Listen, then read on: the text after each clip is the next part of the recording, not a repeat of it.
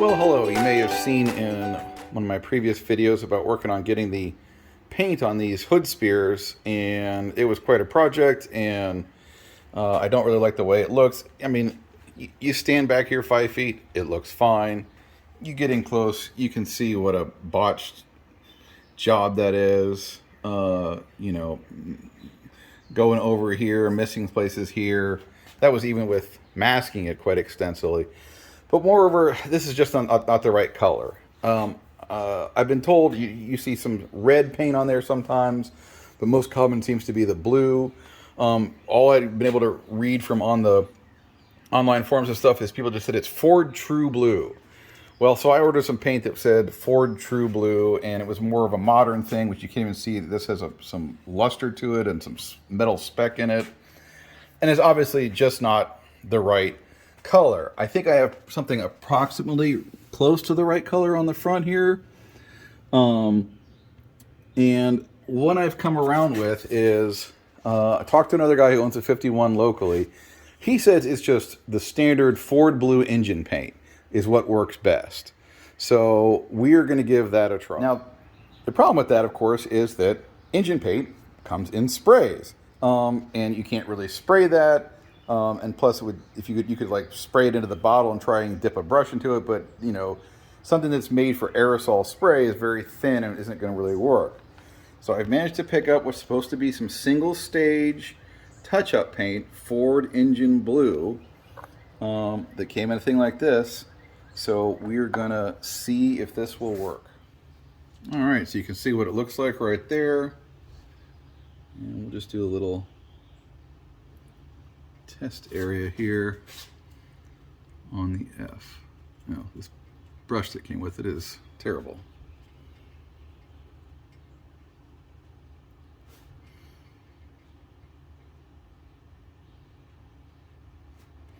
Still pretty thin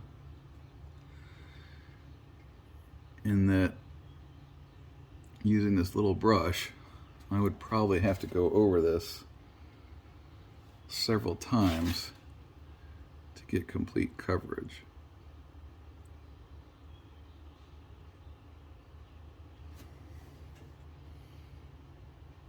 Obviously, this is a very small brush. I've got some bigger ones I can use. We're mostly just going for color. I don't know. Looking very blue. I'm worried that it's also going to be reflective. You really want flat paint for this.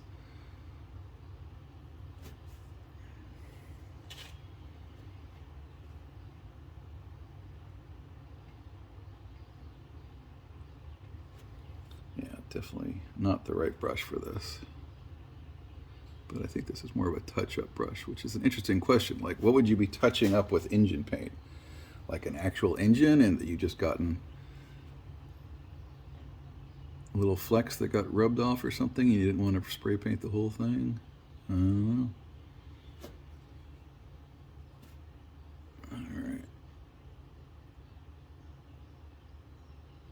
All right, well, I'm gonna let that dry just to see how it, and then we will see what we see. All right, so there it is. This has just a few minutes to dry. I don't know, the color seems okay. I'm still worried that this has like some luster to it. It did fill in pretty well, so I don't know. The color seems to be about right. Again, I'm just worried that this is more of a shiny. Why would you have shiny engine paint? I don't know.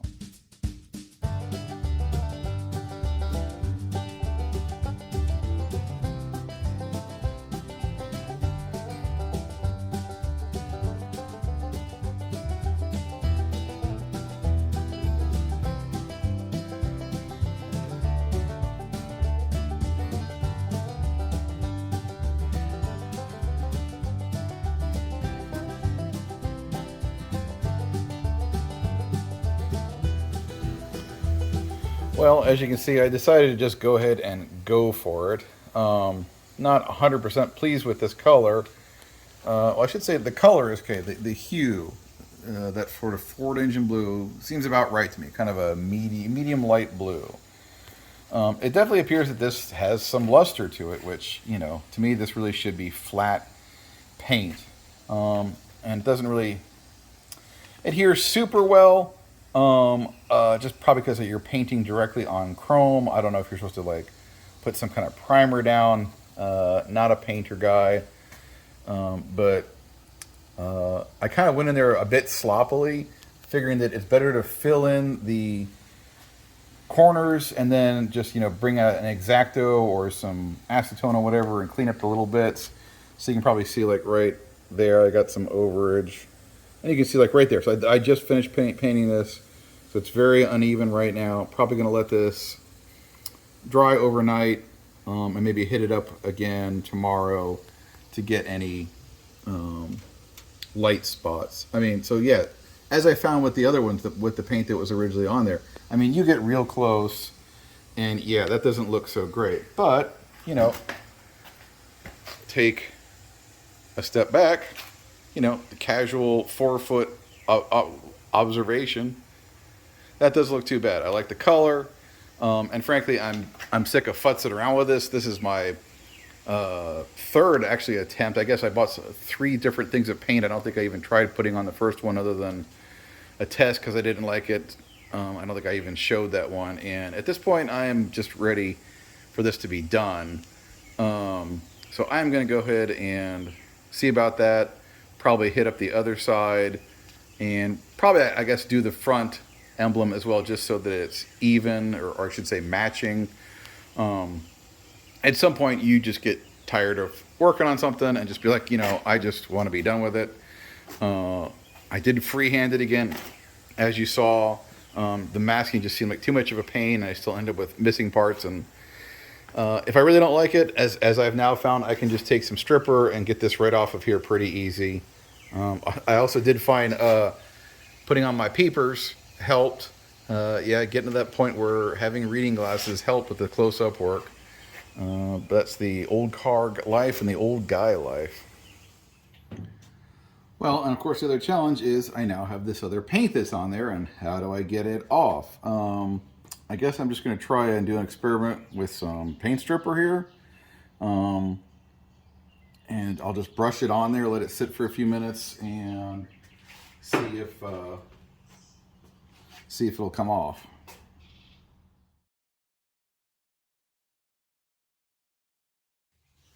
Okay, I think the answer to our question is going to be yes, because even as I was just applying this on there, it was already starting to come off. See how, wow, yeah, that's just coming right off. All right, good stuff. Wow, that was much easier than I would have anticipated. Obviously, I'm trying not to get this on the actual exterior, even though that's all patina. I have no idea what the reaction of paint stripper on patina would be. Probably not good. So let's not do it if we can. Okay. Wow, that got about 98% of it off. I see a few spots here and there. I'm going to hit that one more time and do that again. That should get all of it. All right. That is that. That really did a great job. Amazed and pleased. Respect the paint stripper. Man, don't ever get that stuff anywhere near an actual paint job on a car that you want to keep. Excellent. Let's go and do the front.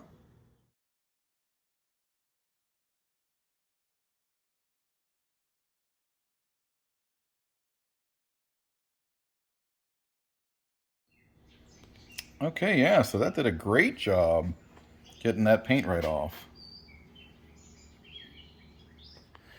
While I'm messing around with the paint stripper, I thought I might try a little experiment here. So this truck, of course, is all 100% natural patina, except this one rear section here. I don't know if you can see, there's a bit going down into here where it seems like at some point somebody tried to paint it. I don't know why they would have done it. There doesn't appear to be any damage or, filler or anything in there. I don't know if they were just trying to see, they were seeing all this rust and wanting to stabilize it. I don't know. It looks like they even had a little bit of overspray here when they were doing something. So it looks like it just extends up to about here. No, it's not on this upper portion, or maybe some of it is. Seems to end about here. I can feel the difference. And goes forward to about there. Now, it's a pretty good match, but still, why would you want to have paint contrasting with all of that patina? You can see probably right there is where you can really see the difference. So why don't I mess around with the paint stripper with a small section, see if I can get that crappy old paint off. See what's underneath. Well, my experiment yielded some interesting results. The paint on there was much tougher than obviously the stuff on the hood spears, but so I had hit it 3 times, got a Scotch pad at it, but what I discovered was red. Yeah. Wonder what that's all about. Is it possible this is the original red paint under here? So you can see there was a layer of blue-black. Was that primer? This is the only place on the truck that has any of this, obviously, after production paint on it. So kind of a mystery.